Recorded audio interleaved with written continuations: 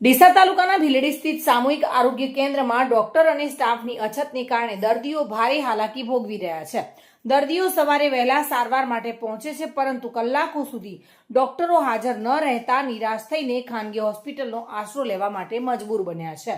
3 કરોડથી વધુના ખર્ચે બનેલા આરોગ્ય કેન્દ્રમાં ડેન્ટલ ડોક્ટરની અનિયમિત હાજરી અને એક્સરે સ્ટાફના અભાવે દર્દીઓને ખાનગી લેબોરેટરીમાં ખર્ચ કરવો પડે છે. સ્થાનિકોએ 24 કલાક આરોગ્ય સેવા સુનિશ્ચિત કરવા કાયમી ડોક્ટરો અને જરૂરી સ્ટાફની તાત્કાલિક નિમણૂક કરવાની માંગ કરી છે.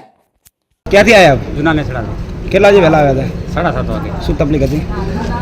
ભાઈ પાટો મારી સિલો વાગ્યો પાછળથી. તકલીફ બહુ થાય, દુખે છે.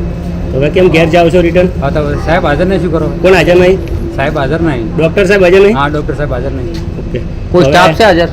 હા, રેડી. પિસ્તા હાજર છે. શું નામ તમારું? દીપક. કેમ આવ્યા હતા અહીંયા દવાખાને? દવા કરાવવા માટે. કરાવી દેવા તમે? ના, નથી કરાવી. કેમ? સાહેબ હાજર નથી.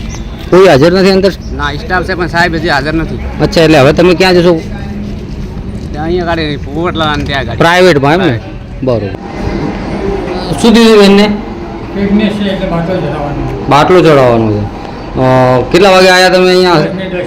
10:10. બરાબર. કોઈ ડૉક્ટર છે હાજરમાં? કોઈ નથી.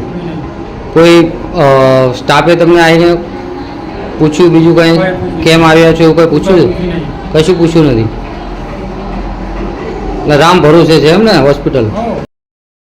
પ્રવીણસિંહ સોલંકી સાથે bureau report, today Gujarati news.